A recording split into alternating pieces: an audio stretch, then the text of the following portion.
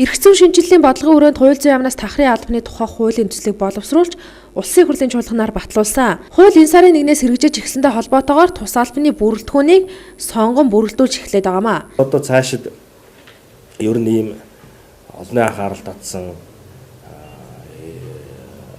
одоо олон нийтийг хамарсан ч гэх юм уу, олон нийтийн анхаарал төрсөн ийм хэрэгүүд ер нь бол нийгмийнхаа хөгжлийг аясаар дагаад ер нь шүүхэр бол их л орох болох нь л дээ.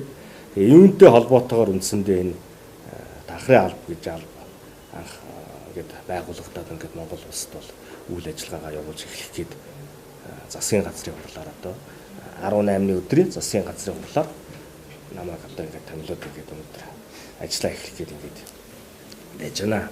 Тахрын албаны тухай хууль чухам юуг зохицуулах, мөн тахрын албаны үндсэн чийг өөргөн. За энэ хуулийн зорилт бол нэгдүгürt шүүгчийн аюулгүй байдлыг хангах, гэр чохирогчийг хамгаалах, шүүгдэгч ялтныг хориглог өргөх. За гэр чохирогчийг занал хийх юм уу, айлгал сүрдүүлэх зорилгоор оргон зайлсан бол эрен сурвалжлах.